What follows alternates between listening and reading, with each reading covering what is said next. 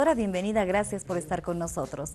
¿Cómo estás, Karen? Buenos días a todos y muchas gracias por la invitación. Adaptación a la altura. ¿Qué implica hablar de este tema, doctora? Bueno, nosotros hablamos de adaptación a la altura a partir de 1993, cuando la FIFA intentó poner el veto a la ciudad de La Paz y que también tomaba en cuenta todas aquellas ciudades que estaban por encima de los 2.500 metros sobre el nivel del mar, justificando de que el hecho de que los deportistas de élite tuvieran que presentarse a competiciones a esta altura podía significar de alguna manera un impedimento, una limitación u hasta incluso daño a su salud. A partir de esto es que empezamos a hacer las investigaciones, empezamos a demostrar que evidentemente el estar a altura puede implicar algún tipo de beneficio para los nativos de altura, pero para nada implica el hecho de poder ser un riesgo para la salud de los demás deportistas.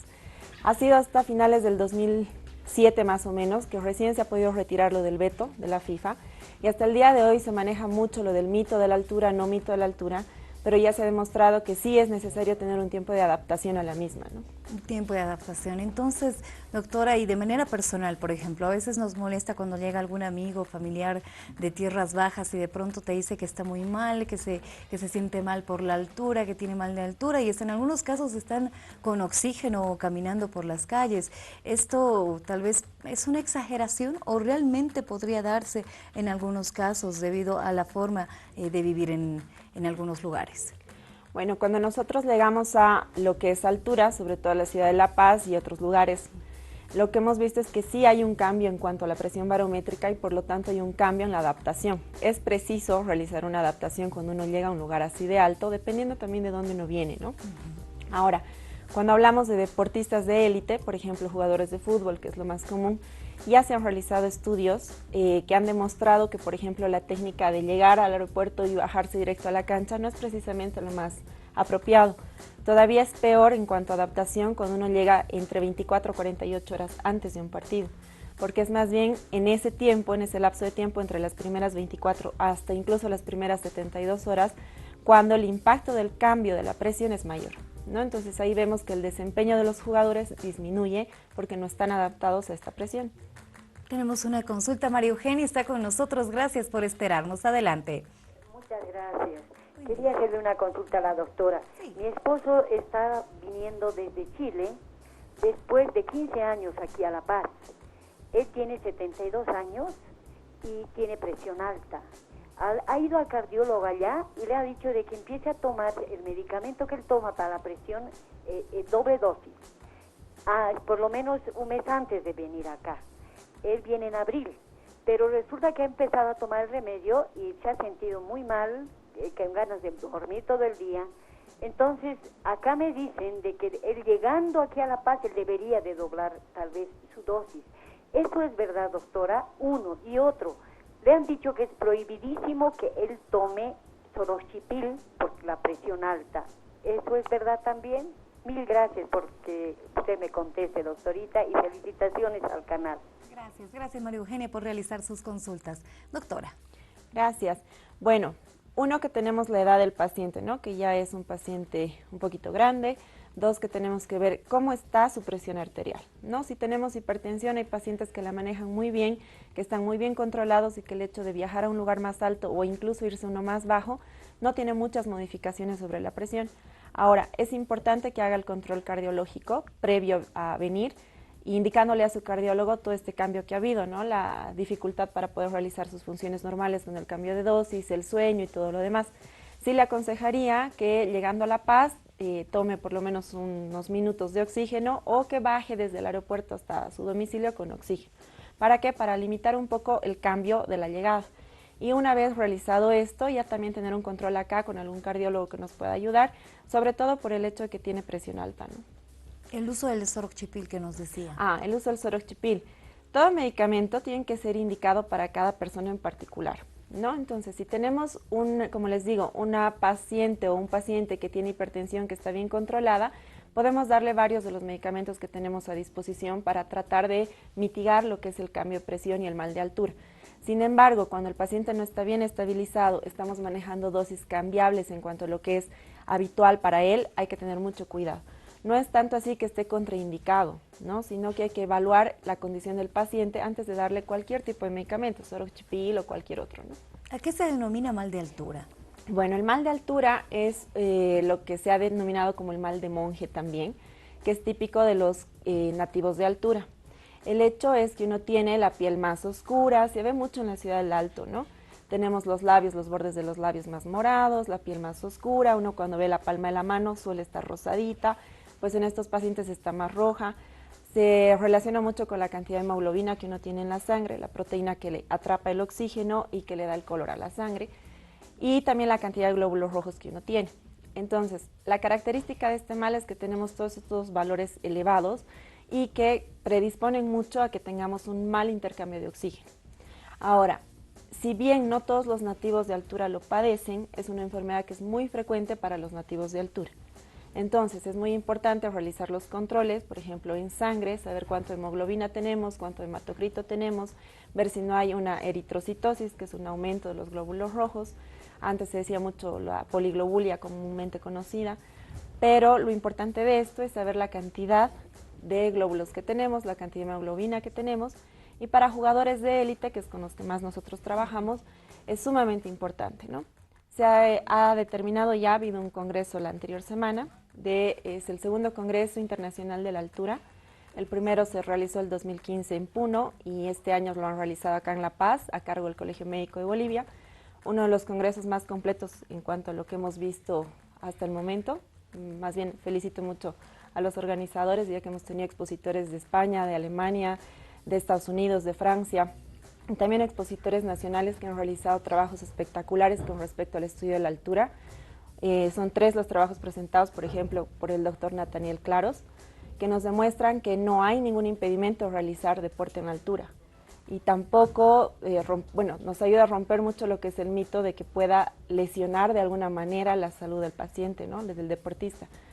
Sí hemos visto que la adaptación es muy importante para estos deportistas y que no es una cosa rápida, ¿no? O sea, hay un estudio del profesor Smith, alemán, que ha demostrado que incluso con 12 días previos a un partido de llegar y hacer la adaptación entre Santa Cruz y La Paz, no se logra adaptarlos al mismo nivel que los nativos en altura o los adaptados a la altura, pero sí se consigue tener mejores resultados que hacerlo inmediatamente llegando o 48 horas después. En el caso de viceversa, doctora, es decir, para las personas que están acostumbradas y adaptadas a la altura, que han nacido en tierras altas para poder tal vez realizar deportes o alguna otra actividad o tenga que cambiar absolutamente todo, tal vez de vida y llegar a tierras bajas, ¿también hay dificultades? No, un adaptado a la altura tiene mucha más facilidad de poder adaptarse a un lugar más bajo, ¿no? El hecho de que tenga la mayor capacidad de poder adaptarse implica el hecho también de que tengamos mejor respuesta. Porque es importante tener hemoglobina y los laboratorios en sangre suficientes. Ya se ha visto que un músculo necesita entre 0.4 a 0.5 litros de oxígeno para poder trabajar. Una pierna que digamos pese entre 7 y 10 kilos va a necesitar mínimo 5 litros de oxígeno para poder funcionar. Entonces, hablando de performance en lo que es deporte de élite, uno no puede exigir a un deportista que no esté adaptado, que esté recién llegado, que tenga un buen desempeño, cuando no sabemos si su cantidad de hemoglobina, la proteína en sangre, es suficiente, no sabemos si él ha realizado pruebas de adaptación, no sabemos si le puede dar él los 5 litros mínimos que necesita una pierna para poder trabajar. Entonces ahí sumamos que son 2 piernas, que uno trabaja, corre incluso con el movimiento de las manos, la espalda, entonces uno tiene que tomar en cuenta esto antes de exigir a un deportista que ha llegado recién que tenga el mismo performance que lo ha hecho en otros lugares más bajos, ¿no? Damos la bienvenida a Catalina, adelante con su pregunta. Sí, doctora. Quería consultarle, yo viajo de La Paz a Santa Cruz, estoy un mes en Santa Cruz, vuelvo a llegar acá a La Paz y me da como un desmayo, pero bien leve. Y no sé qué es lo que tengo, porque siempre que estoy en Montero, en Santa Cruz, si llego a La Paz, siempre me pasa eso. Y me han dicho que tengo la presión baja, pero me dan medicamentos y no puedo subsanarme esto, doctora. Gracias Catalina por participar. Doctora. Gracias. Bueno, es preciso hacer una evaluación de la paciente para ver qué es lo que está ocurriendo, Usualmente cuando uno se queda por más de 15 días en un lugar más bajo, evidentemente va a tener el efecto de la altura al volver. Entonces es necesario evaluar exactamente qué es lo que está pasando, si la presión baja la tiene acá, la tiene allá, la tiene en todas partes, ver si no hay varices, hay que analizar varias cosas. Yo le aconsejaría que vaya a su médico de cabecera, que analice qué es lo que tiene, que veamos qué laboratorios le pide y qué tratamiento le da. Ningún tratamiento es inmediato, ¿no? Hay que ver la respuesta que ha presentado en una primera instancia, una segunda, para modificar a veces dosis o modificar también el mismo tratamiento. Tenemos otra consulta, mito o realidad. Algunos directores técnicos recomiendan el uso de Viagra para el mejor rendimiento de cada uno de los deportistas. Muchísimas gracias por realizar su consulta. Doctora. Bueno, el sildenafil como tal tiene muchas aplicaciones, no solamente como lo que usualmente lo conocemos como Viagra, ¿no? Sí, evidentemente uno de los promotores de este tipo de terapia ha sido Quinteros, que lo ha hecho con varios de sus deportistas. Sin embargo, si bien puede mejorar un poco lo que es mitigar esto del cambio de la altura, no ha demostrado absolutamente ningún tipo de cambio con respecto al performance o al desenvolvimiento de los deportistas. Hay que analizar las terapias que se han planteado. Yo les propondría ante todo, si son deportistas de élite, comer bien, comer sano, mantener sus niveles de hematocrito y hemoglobina en buenas condiciones, en buenos niveles, y es que si vamos a hacer un tratamiento de adaptación a la altura hay que echar mano de lo que ya sabemos, ¿no? De lo que se puede hacer, de lo que se puede utilizar. Nosotros en el centro estamos haciendo adaptación de varios deportistas que han llegado de refuerzos a diferentes equipos, por ejemplo con hiperbárica, con ozono. ¿Para qué? Para mejorar la oxigenación que tenemos en sangre y también mejorar mucho lo que es lo que les decía, ¿no? La cantidad de hematocrito y hemoglobina que tenemos sin utilizar otros fármacos que son doping positivo, por ejemplo eritropoyetina, que no se puede utilizar. No se pueden hacer transfusiones de paquetes globulares o transfusiones mayores a 300 ml, ¿no? Entonces hay que tomar en cuenta todo esto, sobre todo por las determinaciones que la AMA nos da sobre lo que es doping positivo, y tratar de que hagamos lo mejor posible desde el punto de vista de lo más natural, ¿no? Son deportistas, es gente que tiene que tener una dieta, un régimen de dieta bastante completo, que tienen que hacer ejercicio aparte de lo que usualmente hacen, ¿no? Aparte del deporte que practican. Damos lectura a las siguientes consultas. Tengo presión baja desde siempre. ¿Cuál es el clima óptimo para mí, doctora? Bueno, lo de la presión no nos va a determinar mucho, digamos, el hecho del cambio, ¿no? Hay personas que tienen presión baja y que viven perfectamente en la ciudad de La Paz o en Potosí inclusive, como hay personas que tienen presión baja en Cochabamba y que no lo logran, ¿no? El humano tiene la gran capacidad de adaptación, que es lo que muchos no tienen, ¿no? La ventaja nuestra es que hay que aprender a adaptarse. Entonces, si nosotros tenemos presión baja, tenemos que ver qué vamos a hacer. Por ejemplo, puede ser comer cada 4 o 5 horas para tener una forma de estimular nuestro metabolismo y así mantener nuestro organismo despierto. Es una opción. Segundo, se puede tener algún tipo de dieta extra o un suplemento extra que nos ayude a mantenernos más activos. Entonces, lo que yo sí les propongo, y a todos, deportistas o no deportistas, es uno, aprender a conocernos, ¿no? Saber cómo nos sentimos, qué es lo que tenemos. Segundo, asistir a su médico, porque es muy importante que un médico los evalúe y que sepamos a ciencia cierta cuán bien o mal estamos, y a partir de esto realizar los tratamientos que el médico nos indique.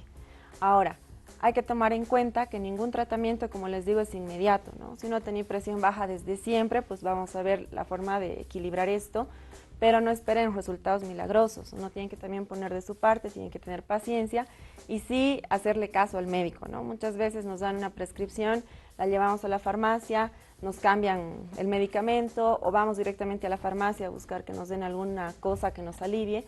Sin embargo, el médico es el que tiene que dar la indicación a partir del diagnóstico que nos haya hecho, ¿no? ¿De qué depende de la capacidad de adaptación, doctor? Es decir, la presión, el peso, o hay algunos otros factores que sean importantes. Es muy importante aclarar que cuando hablamos de adaptación es una condición individual. Un paciente de 20 años, de la misma talla, el mismo peso que otro, que digamos juega en la misma posición, por ejemplo, de fútbol, que son del mismo lugar, van a tener diferentes tiempos y modos de adaptación.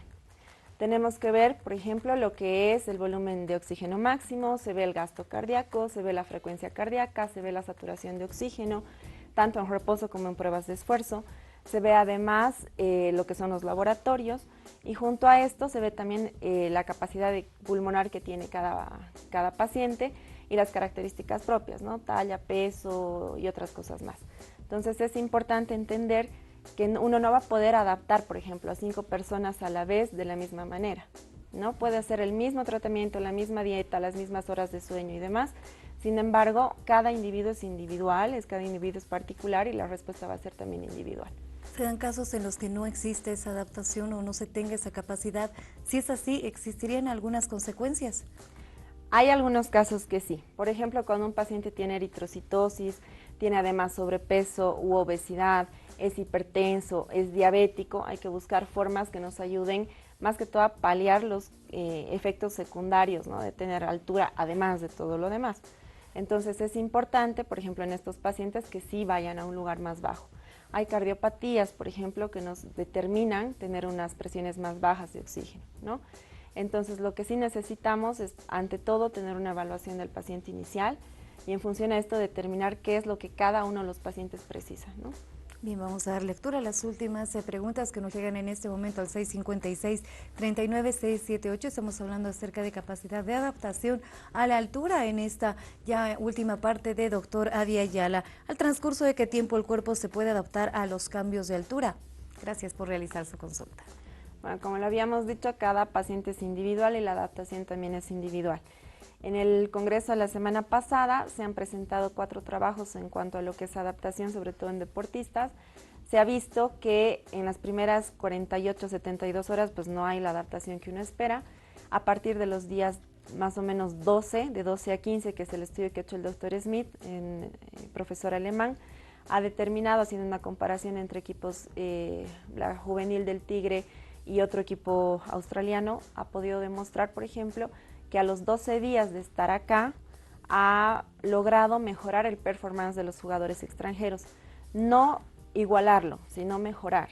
Ahora, hay otros estudios que, como les nombraba, del doctor Nathaniel Claros, médico boliviano investigador, que también ha demostrado el hecho de que la adaptación es individual.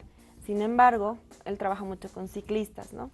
El hecho de subir 3.000 metros, 340 metros en menos de media hora, nos demuestra que hay cambios fisiológicos que existen, ¿no? Entonces, la altura existe, no es un mito, y la adaptación depende de cada paciente, pero sí es necesario realizarla independientemente de las características de cada uno, ¿no? Ya para ir cerrando, el medio ambiente, los cambios climatológicos, ¿llegan a influir? Sí. Tenemos que analizar hoy en día mucho lo que es la contaminación ambiental, ¿no? No podemos comparar los jugadores de hace 20 años que realizaban deportes de élite aún sin preparación específica a lo que tenemos hoy en día. La ventaja versus hace 20 años es que tenemos muchos mecanismos más de compensación que no existían. La desventaja es que tenemos muchos contaminantes más, ¿no? Empezamos por la comida, que no es la misma que la teníamos hace 20 años. Continuamos con lo que es la polución como tal. No es lo mismo entrenar en un campo de concentración que no tengas autos alrededor, que no tengas ruido alrededor, que tengas las condiciones suficientes para lo que es entrenamiento de élite, a hacerlo en cualquier otro lugar donde tenemos, además de todo, distractivos, contaminación auditiva, contaminación ambiental y de todo tipo, ¿no? Entonces, lo óptimo que nosotros tenemos que buscar es precisamente todo esto, ¿no? Lidiar con todo lo que son contaminantes y concomitantes, como por ejemplo lo que es polución, ruido, incluso la luz, ¿no? Hay varias cosas que uno tiene que ver y en ergometría, sobre todo de deporte, es lo que se busca. Muchísimas gracias, doctor. Algunas últimas recomendaciones sobre la capacidad de adaptación a la altura. Últimas recomendaciones, Vale. doctor. Es importante que tomen en cuenta que cuando vamos a ir a un lugar más alto tenemos que saber nuestra respuesta individual, primero. Segundo, si tenemos otro tipo de enfermedades, sean diabetes, hipertensión, obesidad, por favor acudan a su médico previo viaje. Tercero, el oxígeno nos ayuda mucho para poder lograr adaptarnos. Entonces, no es un mito, la altura existe, la altura tiene sus efectos sobre el organismo y lo que tenemos que hacer es aprender a mitigarlos.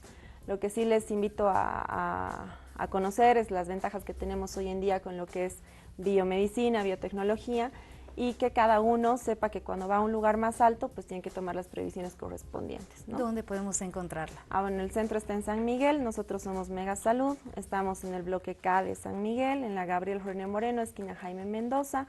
Los horarios de atención desde las 10 hasta las 2 y desde las 4 hasta las 8. Los teléfonos, el 2 771299 o al celular 701-1-2242. Una excelente sugerencia para hoy. Muchísimas gracias, doctora. La estaremos esperando en una próxima ocasión. Muchas gracias, gracias a ustedes y felicidades siempre por su trabajo.